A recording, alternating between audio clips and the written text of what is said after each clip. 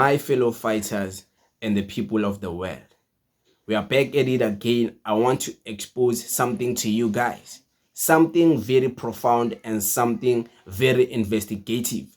Before we dive deep into the conversation, I want you guys to read this tweet coming from our beautiful sister, Madam Ntsiki Mazwai. This tweet was written on the 4th of April in 2020. She says, Julius and Floyd come from poor backgrounds. We cannot expect them not to be vulnerable to being bought. They are most vulnerable, actually.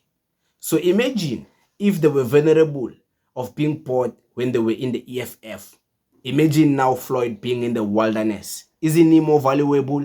And she's the one supporting him the most now. She's even comparing him. Yazin, I want you guys to listen to this because you'd be shocked. A blessed morning, guys. Good morning, guys. So, I saw you guys tripping over that tweet where I said Floyd has got more influence than Cyril Ramaphosa, and I want to break it down to you guys. Cyril Ramaphosa has got a lot of money behind him. So, we can't compete with money because we don't have money.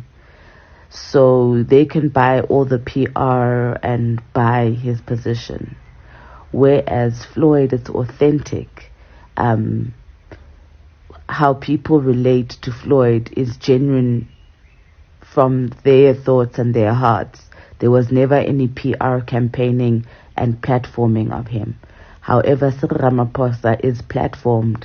His whole campaign was bought, and he's actually there in place because we have no power. So the oligarchs have power and they can put whoever they want in power.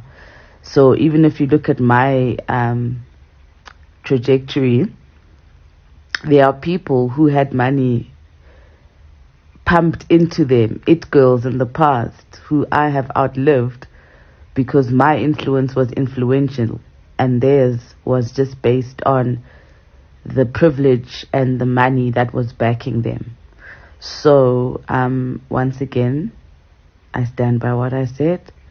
Cyril is less influential than Floyd. Have a fantastic day. Yes, she's comparing the most vulnerable Floyd to President Cyril Ramaphosa.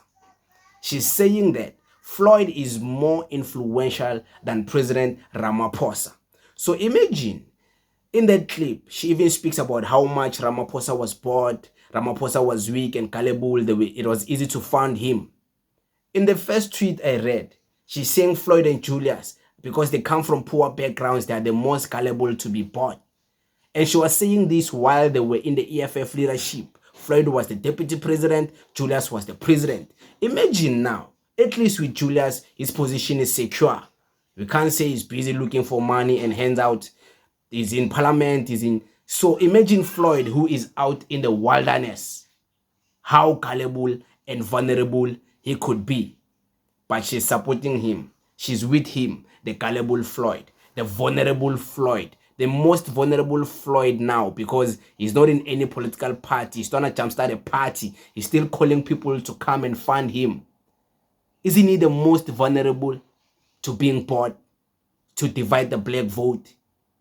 So let's continue. That was just the tip of the iceberg. But you heard here, she's saying Floyd is more influential than President Jacob Zuma. She even validated why she's saying Floyd is more influential than President Jacob Zuma. I want to read to you guys something else she once said about Floyd Shivambu. This was way back on the 3rd of June in 2017. It's way back, 8 years back. She said things like this. And imagine if she said things like this 8 years back. I love Juju and Floyd, but they were not groomed by Porco. They were groomed by ANC, and that's dangerous for us. Okay, now that Floyd is alone, and Floyd, now that he's not just groomed by the ANC, he's also groomed by the EFF, and he's also groomed by President Jacob Zuma in the MK party. Now he's alone. Isn't he more dangerous by being groomed by 3 parties?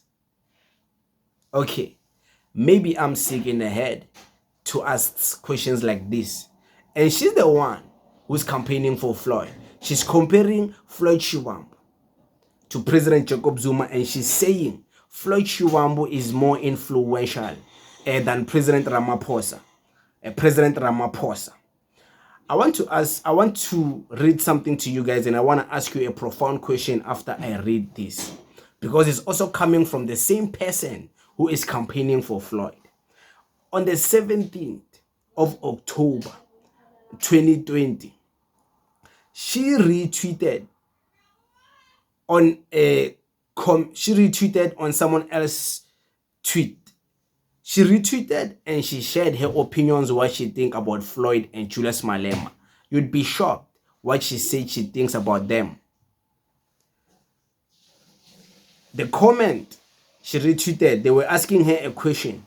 Care to highlight the kind of leaders of the EFF and their shortcomings that got the capacity of destroying the party? While on it, let's share what epitomizes a perfect revolutionary leader.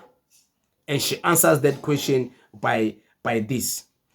A leader of a revolution is certainly not materialistic and doesn't have a history of corruption or VBS scandals. This is what she said. A leader of a revolution doesn't have scandals and VBS scandals of corruption. And EFF needs some credible leaders with good character to balance out Floyd and Juju. So Floyd and Juju were never enough for the EFF because they had corruption scandals and VBS scandals. Today she's campaigning for that leader who she said is not a revolutionary because they are materialistic. She's campaigning for that leader today. And she's comparing that person. And she's saying is more influential than the leader of South Africa, Mr. Cyril Ramaphosa. Okay? Guys, I want you to understand something, because this is very interesting. This is very interesting. Yeah, in 2022, in November, 28 November, the same person who is campaigning for Floyd now, you would be shocked at things she said in 28 November 2022. I think this will be the last tweet I read to you guys. You'll make your own conclusions, what you think about the genuine factor behind these beautiful women here.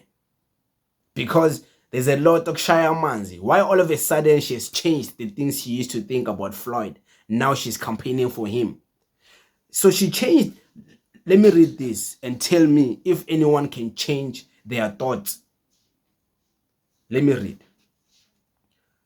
So someone asked her, you speak like Chris Hani, Steve Biko didn't live in the same time period with Julius. It really won't take anything from you to accept that you had a moment of flawed logic. I don't remember what that was all about. But she replied and said to that comment, no, it's you who want to believe Floyd and Julius are revolutionaries, but they are not. How they lived their colonized lives shows itself. But here you are lying to yourself. I will leave it at that. You guys will make your own conclusions. But guys, be well aware, the type of people who are campaigning for Floyd is people who thought this about him. Lord knows if they've changed their mind or they've suddenly been opportunistic for other reasons. The same Vusi Khoza, who used to say horrible things about Floyd, all of a sudden changed his mind. How do you change your mind like this within a month? But guys, thank you very much. It is what it is. Danko.